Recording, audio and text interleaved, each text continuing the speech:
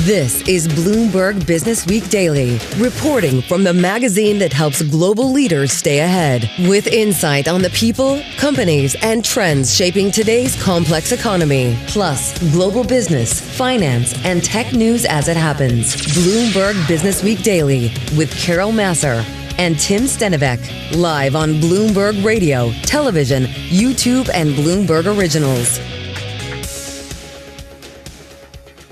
And a very good afternoon, everybody. Welcome to Bloomberg Invest. We're downtown in the heart of the financial district. It is a gathering of a who's who in the financial management area. A lot of voices talking about the trends, the narratives, and really kind of the macro and kind of breaking it down and what it means to the investment landscape. Yeah, we got everyone here. Asset management, banking, private capital, wealth, and more. Just some of the headlines that have already happened here as we're, let's say, 25% of the way through or 30% of the way through Bloomberg Invest. Apollo's Mark Rowan speaking earlier, saying a shakeout is underway. There will be a correction in private markets. Soros CIO Don Fitzpatrick says we're in for a painful 18 to 24 months as private credit confronts a cash crunch, and some turmoil stemming from investors' misunderstanding that retail private assets funds aren't supposed to be liquid. That's at least according to managers. All right, so just a few headlines. We're going to tap into all of this. We're going to talk private markets. We're going to talk real estate, energy, so much more with Connor Teskey. He's CEO of Brookfield Asset Management, sitting right next to me, so we're getting ready to chat with him. Lynn Martin, too, president of the New York Stock Exchange. We're going to talk about the SpaceX IPO and just what's going on in terms of the public markets. A lot going on, especially when we think about prediction markets and how that might play into the public market activity. Also, John Rogers, founder and CEO of Ariel Investments, on finding value. All that and more coming up over the next hour right here on Bloomberg Businessweek Daily. All right, let's toss it back to Bloomberg headquarters in New York City. Uptown from us, Charlie Pellet with a check on the trade. Hi, thank you very much, Carol Massar. I got you covered on markets. We are well off session lows. At one point today, we had the Dow Industrials down 1,277. Right now, that loss still in the red, but the loss is narrowed to 350 points. We're down 0.7% on the Dow. S&P 500 index down 55, now at 68.28. That is a drop of 0.8%. NASDAQ also down by 0.8%. The VIX at 22. We've got the 10-year 4.05% with the 2-year yielding 3.49%. Spot gold down 3.5%. Gold now at 51.36 the ounce. West Texas Intermediate crude oil has been a major story today. At one point, WTI was up 8%. Now looking at a 5% gain on crude, 74.80. That's WTI. Brent is at 81.51, up by just about 4.9%. Right now, Bitcoin down 1.1%. Bitcoin 68,670 on Bitcoin. I mentioned crude oil. Mixed bag for a lot of the oil majors today. ExxonMobil down 1.6%. Chevron down 0.1%. ConocoPhillips up by 0.4%. So again, recapping, S&P narrows its loss now to 0.8%. The VIX below 23. The 10-year 4.05. And West Texas Intermediate crude up by 4.9%. I'm Charlie Pellet, and that is a Bloomberg Business Flash. All right, Charlie, thank you so much. Carol Massar, Tim Stenovec, live here at Bloomberg Invest in downtown New York City. I want to get right to our first guest. Connor Teskey is Chief Executive Officer of Brookfield Asset Management. They've got over $1 trillion in assets under management, touching into many different parts of the investment universe, and he joins us here at Bloomberg Invest. Nice to have you here with us. Thanks for having me. It's been a while. And you now officially are CEO of Brookfield Asset Management. What's changed in your life? Very little. At Brookfield, we run a lot of businesses around the world. We like to run those businesses well. We like to run our own business quite well. And full credit to Bruce and the other senior leadership team. This was a very thoughtful, methodical, incremental transition. Well telegraphed. Nice to get the announcement out of the way and just back to business as usual. All right, so that went as expected. But the world is kind of crazy, to say the least. And I think about the volatility we see as a result. We see it playing out to some extent in the markets today. But we do have an environment macro where things can change pretty dramatically, as we saw this past weekend with U.S. and Israel, the attacks on Iran.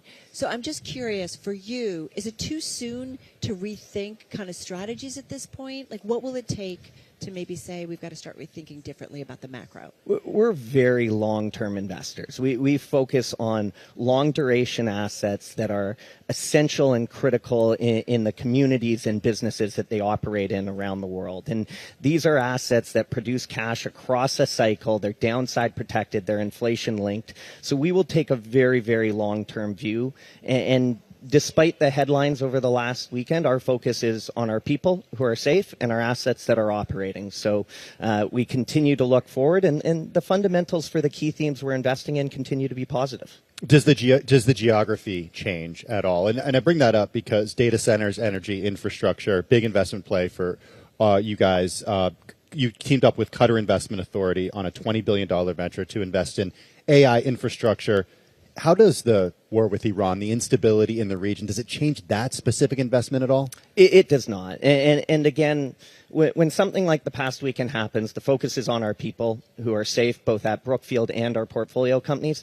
And then our focuses are on the assets, and those are all performing.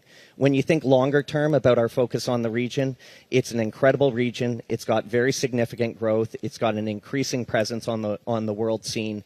Those are the types of asset classes and geographies that we want to be investing in long term. Could this make the region even more attractive? Is there an idea? I mean, look, the president spoke from the Oval Office today. It's obvious that there's not a clear person who is going to take over for the supreme leader or with regard to Iran's leadership at all. Nobody knows what's going to happen. But is there a chance that Iran becomes a more stable force in the world, and that opens up opportunities for you in the region?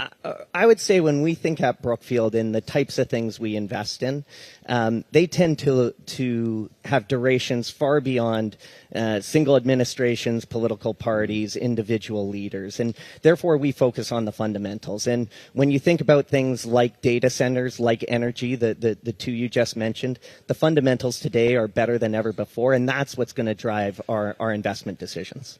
Connor, one of the things that we love talking with you guys specifically is, I think about Brookfield Asset Management. You've got $273 billion in assets under management when it comes to real estate, infrastructure, $247 billion, renewable power transition. This is something that you have been overseeing for a while at the company. $143 billion in assets under management, credit, $363 billion.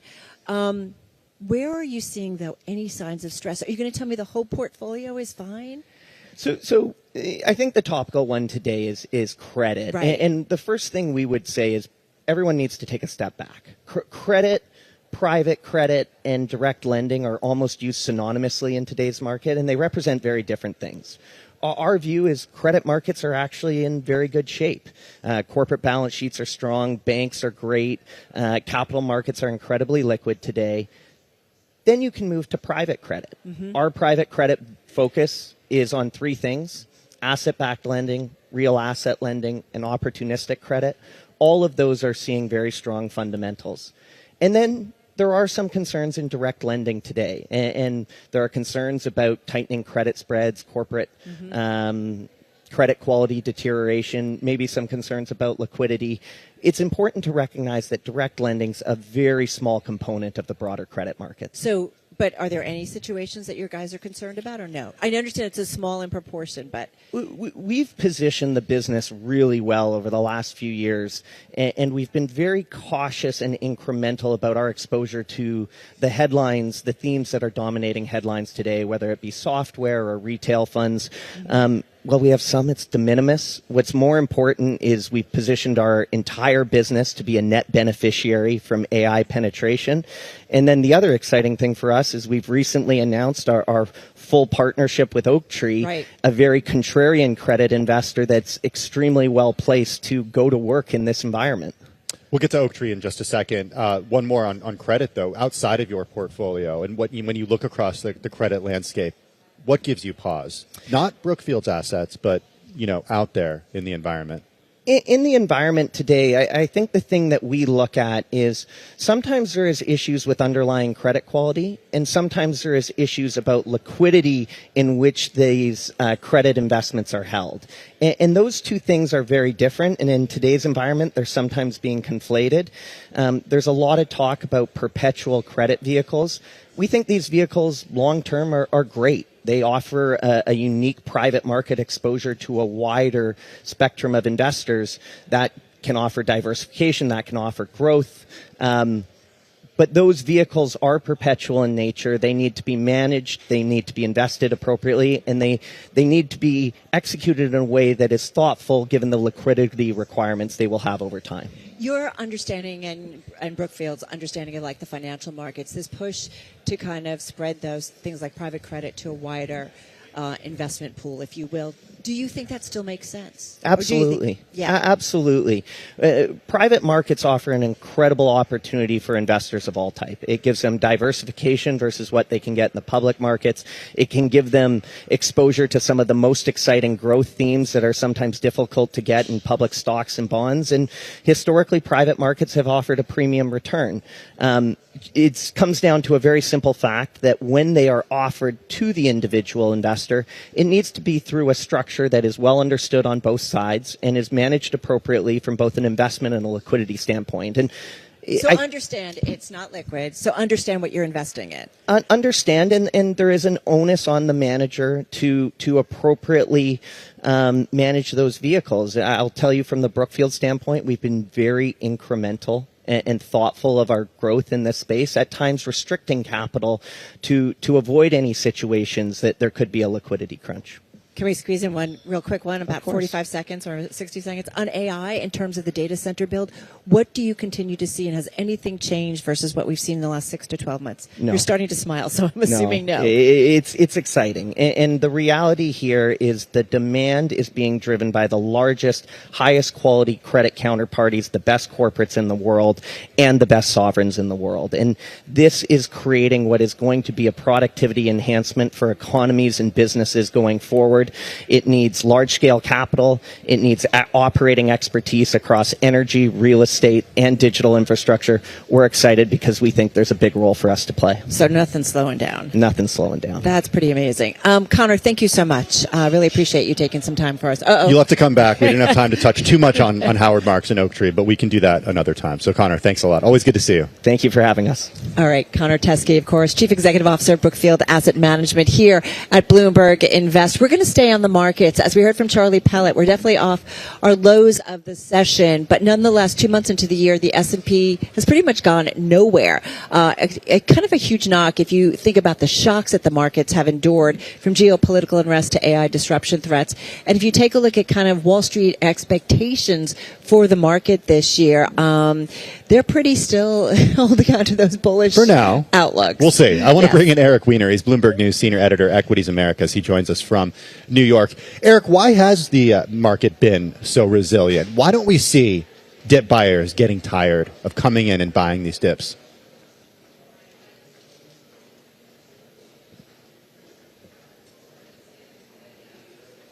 All right, we're having a little bit of difficulty hearing Eric at this point, so hopefully we can get to Eric Weiner in just a moment. In the meantime, just a reminder of kind of where we are, definitely off our worst levels of the session when it comes to the equity trade. S&P, though, still down about 65 points at this hour, 68.16 on the S&P 500, so that's down just about 0.9%. Dow is off about 400 points, and you've got a NASDAQ 100 that's down 1.1%. Eric Weiner is... We're going to go to him in just a moment. He's Bloomberg News Senior Editor of Equities America, and he's been certainly watching all of the twists and turns because it was very much a much more negative tone, if you will, today compared to what we had yesterday, coming right off the weekend and the U.S.-Israeli strikes on Iran, which I think many of us thought the markets were going to come undone, but we didn't really see that. Equity market didn't. We certainly saw an interesting trade in terms of the bond market as yields moved up, and that was because of inflationary concerns. Yeah, we look at oil too. WTI crude up another 5%, Brent up another 4.5%. We're seeing gas higher. We're seeing diesel higher. We're seeing gold actually go lower by 4% today. Let's go back to Eric Weiner. He's standing by in New York City. Eric, why has the equity market been so resilient over the past couple of months? It's been pretty remarkable the last couple of days, I have to say. I mean, we spoke to a lot of people yesterday, and they did not understand what was happening as things just peeled off. Today, we're getting a bit of that. Things are still down, but it appears, I mean, it's hard to tell exactly why things go the way they do, but it appears that equities have really bounced off of oil. The announcement that we may protect energy supplies in the Middle East really kind of gave oil a bit of a move down, and stocks came back up. But there's just this belief that, the U.S. market is where you're going to be when there's a disruption. And, we're seeing buying in financials. We're seeing technology kind of moving with the market. These are all risky kind of areas, and people are happy to play them. Yeah, it's really kind of fascinating, right? We did see WTI crude.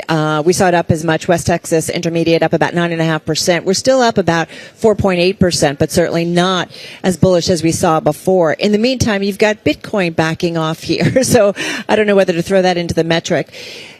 Investors, how much of kind of the idea of war or the U.S. at war, we talked about this a lot yesterday, is priced in at this point. And so investors are going to wait and see the duration of this and whether or not there's a longer impact. I think it's the second part. So the war itself, I don't think people are expecting this administration to get us involved in something very long held. So the idea is this will be a temporary disruption and we'll get back to business as usual. If it were to prolong, if it were to expand, if there were attacks outside of the Middle East, and it really were to impact supply chains and things like that, then you would start seeing a retrenching. But for now, I really feel like it's almost being treated as if it's a blip.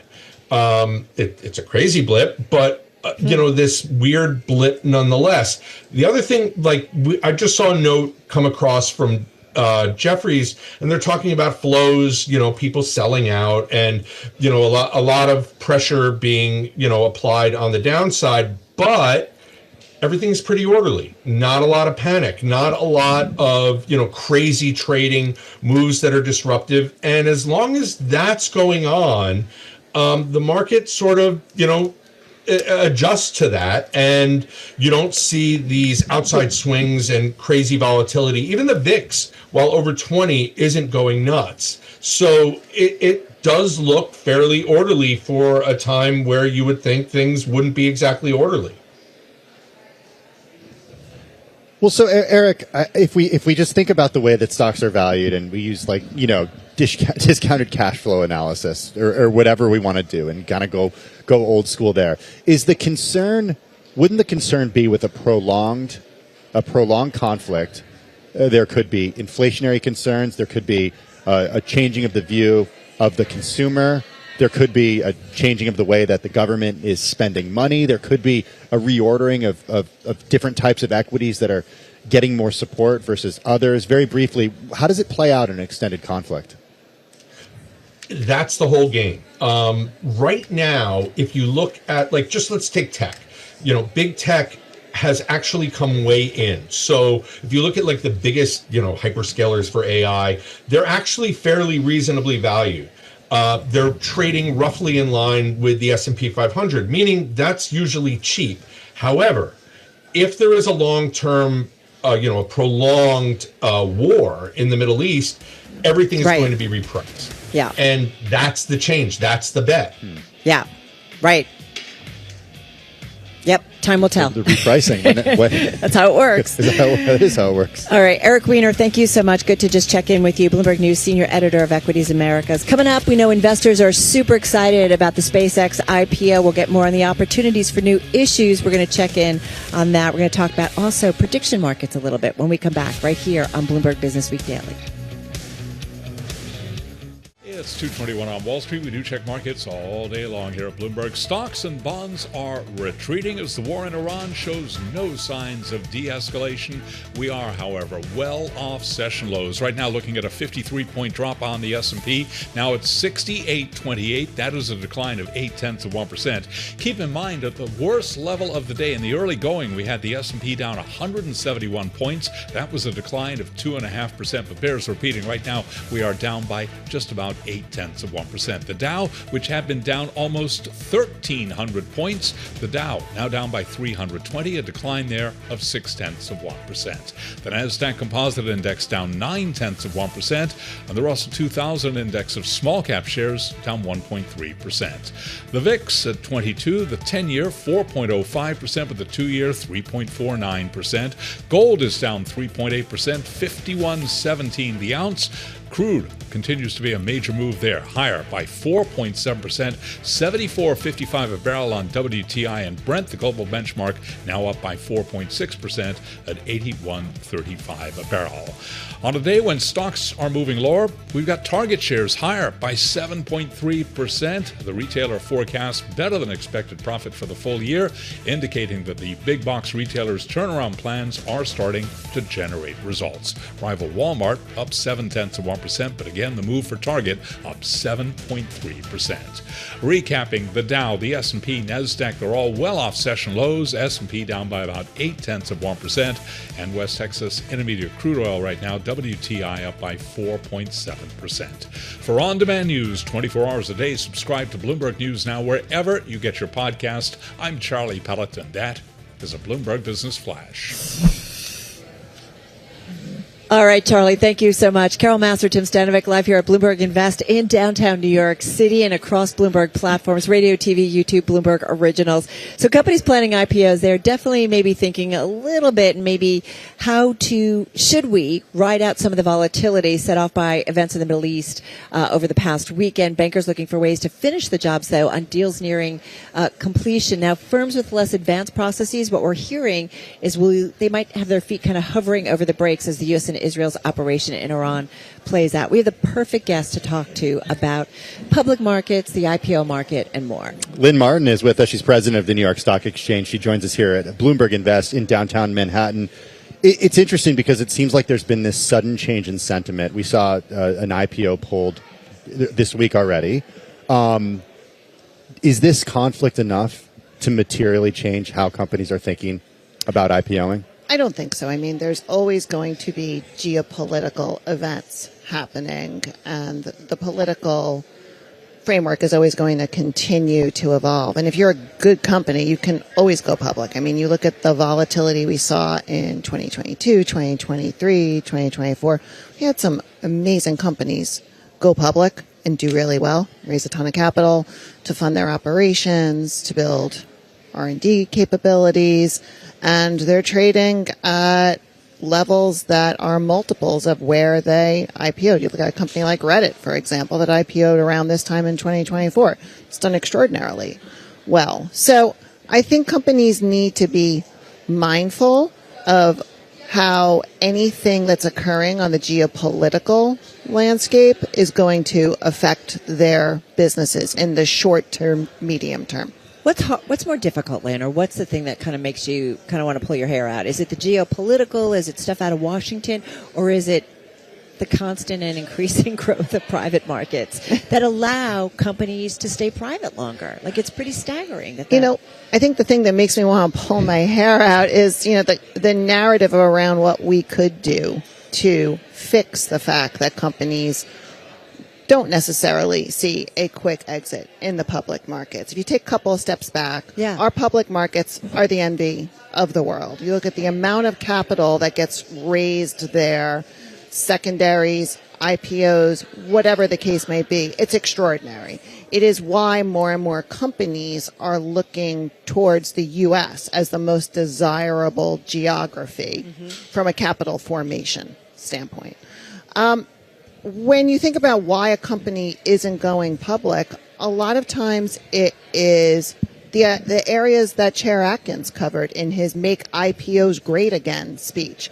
Simpler disclosure frameworks, looking at mitigating some of the litigation risks that face public companies, those types of things, significant shareholder reform, proxy reform, things of that nature. That's really what keeps companies off to the sidelines. Is there something, though, Lynn, to be said that by having, though, a pretty deep private market and allowing companies to stay private a little bit longer, that when they finally go public, they're a much healthier company? Absolutely. Absolutely. I've been saying this for years. companies being private for longer, that's a great thing. Because, to your point, when they come out to market, they have refined their strategy. They have a very clear path towards profitability, or they're already profitable, and they're ready to take that next step in diversification of shareholders. What about ending quarterly reporting? Does that prevent Blasphemy? Well, I mean, the president pushed for that in the fall. I know. The SEC chair is looking to fast track it. What would that do in your view? It's a bit of a two-edged sword, because what does eliminating quarterly reporting necessarily mean? You don't want to give people less transparency around financials. Oh, we hear you there. That's like our job, right? But if you're a newly public company, should you have to report your first earnings call within 45 days after you've IPO'd? You've just given investors a very clear forward guidance and a clear look at your financials. What really changed over those 45 days? So I think there's probably a path forward that makes it less punitive but doesn't sacrifice the transparency. And potentially something we've advocated for is, if you're a newly public company, maybe you don't fall into the quarterly reporting cycle immediately. So it sounds like you are a fan of quarterly reports.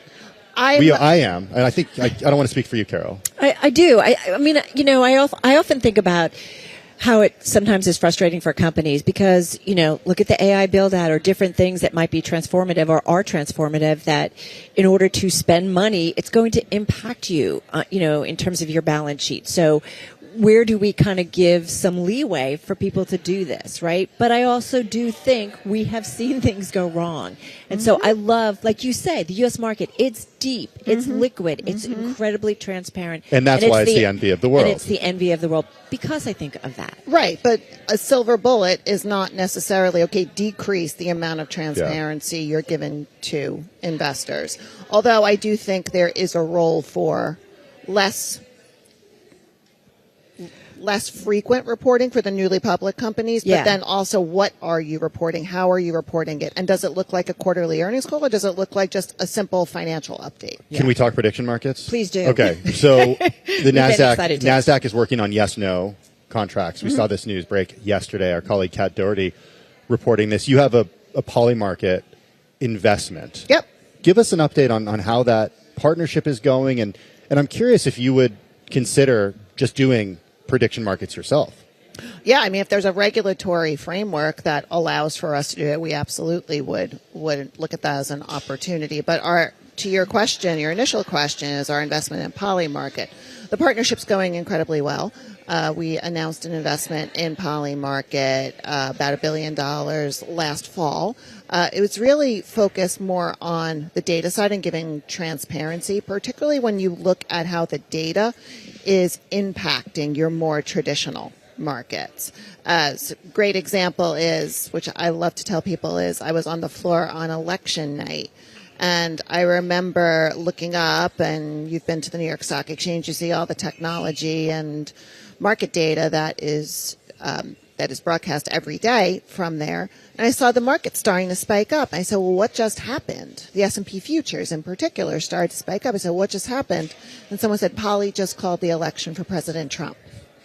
And that was more like a double click moment, like, oh, interesting that the prediction markets are influencing what is occurring in your more traditional markets. You look at everything that's gone on this past weekend, the Strait of Hormuz, which we've all been focused on. How is that impacting energy markets? Our parent company is the leader in energy futures contracts. So what you see on Polymarket around news and sentiment around the Strait of Hormuz is impacting what happens in our energy markets. Just got about 30 seconds. It's become, though, more than just, there's a lot of sports and sports gambling that still happens on these marketplaces. Does it change? How does it change? How quickly does it change? So our interest in Poly was because it wasn't as focused on the sports betting market. It's more focused on the geopolitical. They were a little bit different when you look at the markets that they had operated. Okay, so that's not something, Okay, that you're too worried about or concerned about. Lynn, good stuff. Thank you. So Thanks for appreciate having me. Lynn Martin, president of the New York Stock Exchange, joining us here at Bloomberg Invest. We're going to stay on the markets, though, and into one particular company. We've been watching shares of MongoDB in a record drop for the stock. The company did report its latest results. It gave a weaker than expected forecast for the full year revenue and first quarter adjusted earnings. It is a database software company. It's a space that we've been focusing on that has come under some pressure because of the AI scare trade, or what people are calling it. Joining us right now to talk about the company is MongoDB's CEO CJ Desai. He joins us now. Investors are weighing in. They're not happy. As we said, a record drop for the stock. What can you tell us about the outlook and the business? So, Carol, we had fantastic Q4, and it was two-handle across the board from top line and bottom line. So 27% revenue growth, 23% operating margin. Our Atlas, which is our cloud business, grew 29%. And so when I think about that and also add net retention rate was 121%, as in our customers are expanding with us. So we exceeded top range of our guidance across the top line and the bottom line for Q4. And going into fiscal 27, as in the new fiscal year we are in, we feel very good about the business. The expectations were high, and the expectations were high from the buy side. So there was some sort of disappointment that is currently being played out from the market reaction perspective. But I can tell you, being speaking to 200 plus customers in last 100 days, I'm a CEO for last 100 days, and I feel very good about the strength of our business. And we always guide prudent for the year, and that's what we guided, and that's how markets are reacting. CJ, what are you hearing from those customers about agentic AI and how they might be using that technology to disintermediate or to grabbing using open source adoption? I'm curious about in an AI-led world, how you retain an advantage here, and what message you have for investors who are concerned that, AI is a threat to this company. So absolutely, Tim, here is what I would start with.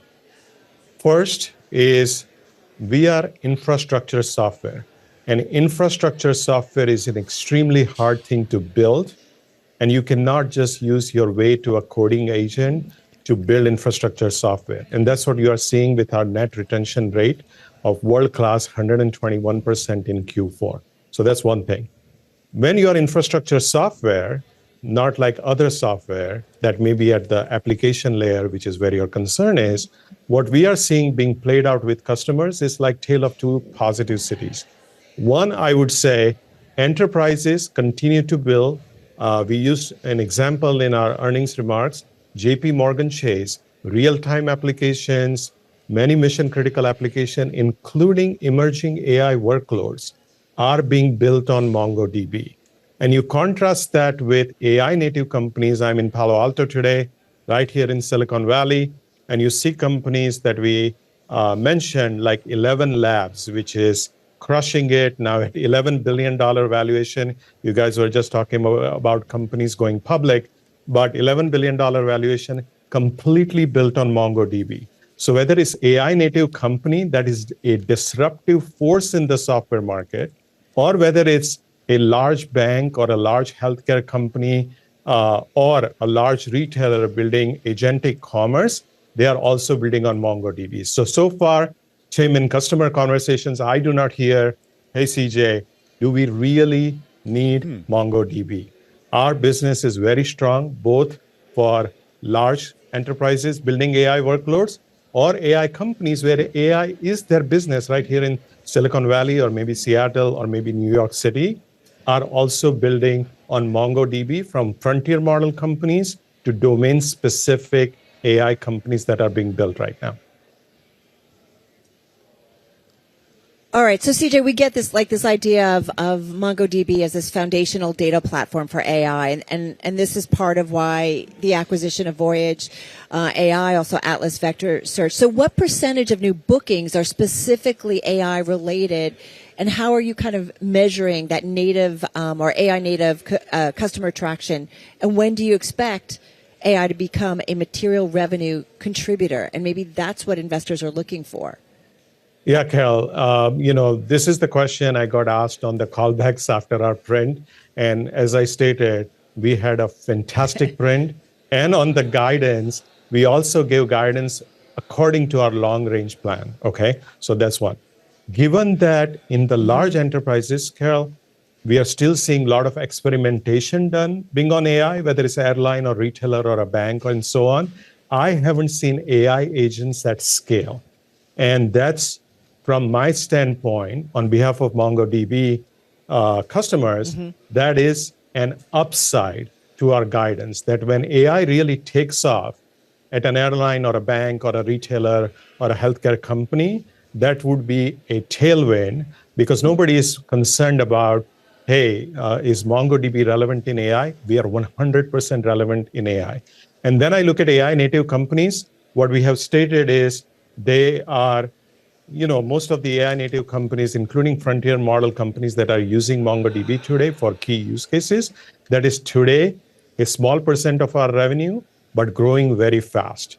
And I think the biggest lift we are going to get is that when things are at scale from an inference standpoint, and we would benefit, and these companies would benefit too.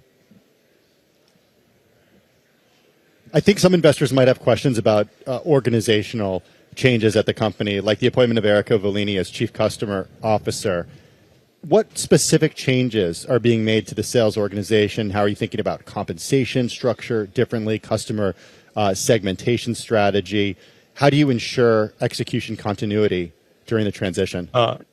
Absolutely. So, Tim, I'll start with the first principles. When I think about first principles, MongoDB nailed two key transitions, which makes us, from my standpoint, true AI winner. Number one, they moved to cloud in 2017, starting with AWS, and all other hyperscalers followed. Okay, that was in 2017. And about a couple of years ago, they switched to consumption model that you only pay what you use. Sales reps only get paid when customer uses MongoDB Atlas, for example, for whatever data they put in MongoDB Atlas at a database layer. So these two transitions versus a seat-based model and other things is definitely a great thing for us. We are cloud agnostic, as well as we are fully consumption-based. Now, on the organization, our retention rate, and this was very important, to be 121, it was 120% before, 119% the year ago. This improving just shows the durability of our platform, okay? Erica's focus is, having worked at iconic companies in the past, is to serve our customers at the highest level as they onboard agentic workloads or core workloads, and making sure they get the value out of MongoDB and are successful with our platform. So that's one piece. We are also currently searching for a chief revenue officer. However, Paul is going to be with us through end of Q1 and help us transition through Q2. While we do the search, we are in the latter stages of the search. However, the leadership team that Paul has for Americas, for Europe, and for Asia Pacific, Japan, I have full confidence in the team. I don't see disruption risk. We have set already annual plans for every salesperson and no compensation changes. CJ, just to wrap up here, and again, I'm looking at shares. They were down as much as 29% today, still down about 20% off their lows, but nonetheless, investors still overwhelmingly selling here. I'm just curious. I want to go back to your conservative guidance, because maybe there is some clarification. What level of conservatism is embedded in this fiscal year 2027 outlook, and what are the key variables that could drive the upside? Because I think folks were surprised that this guidance, which you say tends to be conservative, was on the back of improved net revenue retention rates, which improved 121% in the fourth quarter versus 119, 120 in the previous quarter. So I think people are trying to square this, that there was improvement there, and yet here's the conservatism. So how conservative are you being in this fiscal year outlook? Maybe that might help in terms of clarifying some stuff for investors. Carol, thank you for asking that question. One of the interesting things we saw was that when we guided, they said the midpoint of our guidance was below consensus, okay? The midpoint of our guidance was below consensus. We thought that they would look at our high range of the guidance, which was right at consensus for fiscal year 27. So that's point number one. Point number two, the visibility, of course, in a consumption business, we have very good visibility for next 2 quarters. And, as we plan out the year, we feel pretty good about our forecasting. But Carol, to answer your question, like the AI tailwinds, when I say AI tailwinds, AI companies are building on MongoDB, or enterprises are building agents on MongoDB, but they are not scaling, as in they're figuring out their own on how AI can scale. But as they scale, that benefit is not baked into our guidance, okay? So that's number one. And as we continue to execute, we decided with what we just talked about with the sales leadership change as well, to be prudent rather than over our skis. All right, we're going to leave it there. Listen, CJ, thanks so much for giving us some time. CJ Desai, he is, of course, MongoDB's CEO, joining us. The stock now down almost 40% year to date, but as we said, it's off its lows of the session today, but still investors pushing this one down about 20%, Tim. Hey, we got a great program coming up here at Bloomberg Invest. Continuing in the meantime, I do want to send things back to headquarters for Bloomberg. Charlie Pellet is standing by with a look at markets as we do get close to about an hour and 15 minutes until the close. Hey, Charlie. And I thank you very much, Tim and Carol. Yeah, key takeaway right now, we are well off session lows, and certainly a number of headlines right now out of the White House helping improve sentiment, at least when it comes to oil. I do want to begin with this headline here. President Trump says the United States will be providing insurance for trade through the Gulf. Trump says the U.S. Navy will escort tankers through the Strait of Hormuz if necessary, and the president adds this insurance will be available to all shipping lines. We begin with energy. Right now, looking at West Texas Intermediate crude, it is up. WTI up by 1.5% right now. Keep in mind that at one point today, we had WTI surging more than 8%, but right now it is gaining just 1.4%. I say just, putting it all in context. Brent, the global benchmark, up 1.7%, 79.01 for a barrel of Brent. WTI right now, 72.21. Equity markets well off their session lows. At one point, Dow Industrials have been down more than 1,200 points. The Dow now down by 244 points, down 0.5%. S&P 500 index down 48, drop there of 0.7%. The Nasdaq Composite Index down 174. For Nasdaq, a drop there of just about 1.8%. 10-year at 4.04%. The 2-year 3.49%. Spot gold down 3.8%, 51.19 the ounce. And again, bears repeating on West Texas Intermediate crude, showing a gain now of 1% on WTI, 71.92 a barrel. Certainly oil improving in its pricing after those headlines from the White House, with the president saying that the U.S. will provide insurance for trade through the Gulf, and says the U.S. Navy will escort tankers through Hormuz if necessary. Again, those are the latest developments out of the Middle East. We'll keep you updated as more headlines become available. Recapping, S&P down 0.7, the 10-year 4.04%, and WTI up 1.2%, 72.14 a barrel. I'm Charlie Pellet. That is a Bloomberg Business Flash. All right, Charlie Pellet, thank you so much. This is Bloomberg Businessweek Daily. Carol Massar, Tim Stenovec live here at Bloomberg Invest. It's all happening behind us. It's all happening next to us, which is why we want to bring in John Rogers, founder, chairman, and co-chief executive officer of Ariel Investments, joining us here at Bloomberg Invest. Thank you so much. We've got a lot going on. We appreciate your patience. I want to go back to something. How are you, first of all? Doing okay, dealing with all this volatility and craziness. Well, is it crazy? John, I love talking to folks like you. You guys have been investing for a long time. You've seen a lot of market cycles. Like there are, how do you kind of factor in this one and the stuff that feels like every morning we can wake up and there can either be something out of Washington that really impacts the trade, and then there are days it doesn't. So how do you kind of work all that into strategy? Well, I think of the 43 years. The noise, if you will. Yeah. I mean, the 43 years of Ariel, we've had lots of ups and downs. 1987 crash, of course, 08 and 09 financial crisis.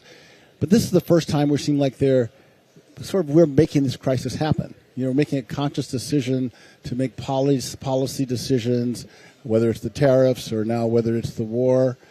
And that's causing all this drama and all this angst. And that's something that's unusual and different for us. How do you trade that? Well, I think on the one hand, you trade it is that we know that President Trump cares about the markets. He sees that as a scorecard. So the one positive thing you can pluck out is that eventually he figures out a way to adjust to get things back to a calm state eventually. But you just hope he doesn't go too far, one more time and stretch and do something that really he can't pull it back. I'm curious about your view on this, that as it does not relate to markets. It sounded like you were saying that we've entered a new paradigm, at least with the decisions that this administration is making. I'm wondering how you're looking at that. We understand that what the president wants to achieve with tariffs. I would not say I understand what he wants to achieve right now yet with Iran. We're still waiting to hear exactly what the U.S. wants to achieve there. But how do you view this, not necessarily with regard to markets? Well, what I worry about is that Iran does something that's extraordinarily painful for America or another part of the world. As they fight back and feel like they have to defend their honor, they'll just do something that will be, we'll all have a hard time living with over the long run. So we all saw what happened when the World Trade Center collapsed, and all the trauma and drama and extraordinary heartbreak from that situation. And you just hope that nothing like that happens again ever in the United States or in our friendly countries. Got to say, I went right there after this happened, and that's what I thought about retaliation. Any of us who were here in New York during 9/11 remember it like it was yesterday, and it does make me a little scared. And I'm not an alarmist, but it did make me think, okay, what's the retaliation of all of this? We're going to set that aside for a moment. We can shift back to markets, Carol. We can shift back to markets. I want to go back to something you said actually in January, and I was doing some read-in on this, and you said the U.S. will likely slide into a small recession at the end of the year. Stock market will drop as average income consumers struggle with high living costs. And this was, I think, at the Executives Club of Chicago's annual Outlook event. And you talked about the Dow maybe declining 15 to 20% this year. But it also got into this dichotomy, which I think really increasingly, I know it bothers us, wealthy consumers doing okay, so many other consumers are not. So talk to me about that. Do you still feel this way about maybe we see some kind of small recession? I still do. I've never seen anything quite like it. I know a lot of people have been talking about this, but you're right. When people are still going and spending money on cruise ships or going to Las Vegas for experiences, doing things that are really the wealthy people can do. Right. But the average American is really, really struggling. I go to McDonald's pretty much every day, and you see how much it costs to, buy your drink and your French fries and what happens, and you realize that ordinary Americans are having a hard time covering the cost of just day-to-day life in America. And I think that's a real challenge for our economy, a real challenge for certain industries. It's the so-called K-shaped economy is something that we talk about a lot and we think about a lot. Are there policy proposals or are there policies that the U.S. government could enact that would make the gap between the very wealthy and the poor, or that would bring back the middle class, I think, is something that we talk about a lot, too. Is it something that you think the free market can solve? How do we get out of this? I think the free market will solve it. America always goes to extremes, and things ultimately get back to normal. Warren Buffett says, our capitalist democracy is the best system ever invented. And so we'll ultimately put the right people in place, governments will shift and change, and people will be able to get to a place that I think will bring back a better life for folks from middle America. And I think that's really, really important. I think keeping interest rates reasonable, keeping inflation low is really, really important, creating the other tax policies that are fair and equitable. So I think we'll get there. It takes a while, but we'll be on our way back, and I think we're in that process now. So you're optimistic? I'm optimistic that we will create the wealth gap in our country will start to diminish over time. So when I look at, I want to talk a little bit about the investment environment. We saw broadening out, certainly, in terms of where investors were placing some bets here. Where do you see some mispricing within the market where you think that presents some opportunities for investors? Well, I think right now the financial services companies are what I think have gotten to be extremely cheap. They've gotten very, very worrisome about what's happening with private credit, as we all know, and you guys are reporting on and talking about all the time. But I think it's overdone. I saw David Rubenstein speak last week. He was interviewed by our chairman, Charlie Bobrinskoy. Yeah. And his optimism about Carlyle, I thought was striking. And I think they've gotten sort of a hit with what's happened in private credit everywhere, even though they have a small exposure to private credit.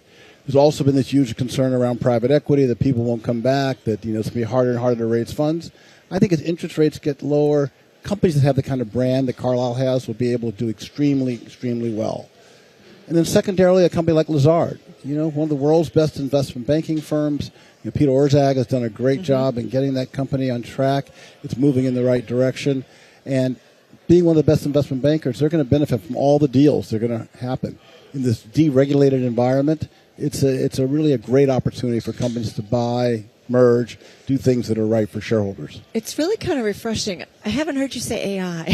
Yeah. Where does that fit into? Well, it's not a value play, right? How does that factor in? Because I do think the AI trade has evolved over the last 2-3 years in terms of where investors want to place their bets. And now we're talking a lot more about inference and agentic AI and kind of where that's going. But I think we still don't know a lot.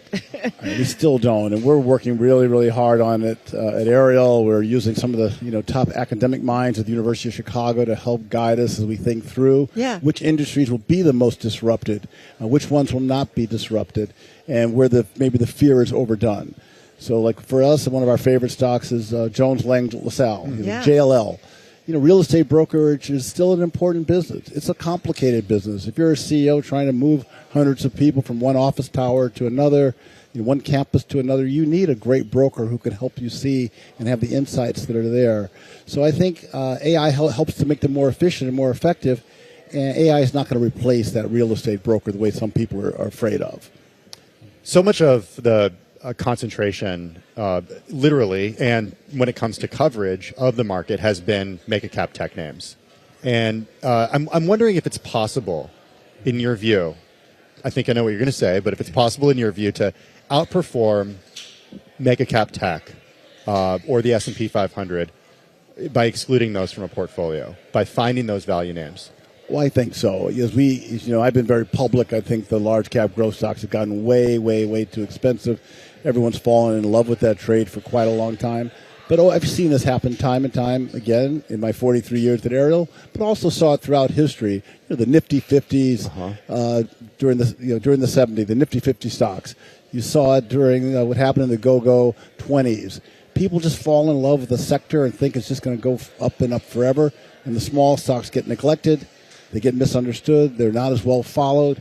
And so opportunities gets created because everyone's fallen in love with this hot, shiny dollar out there. And you think that's happening right now? I really, really do. Up until most recently. I mean, I've seen the Palantirs of the world and others have finally started to have some of their comeuppance.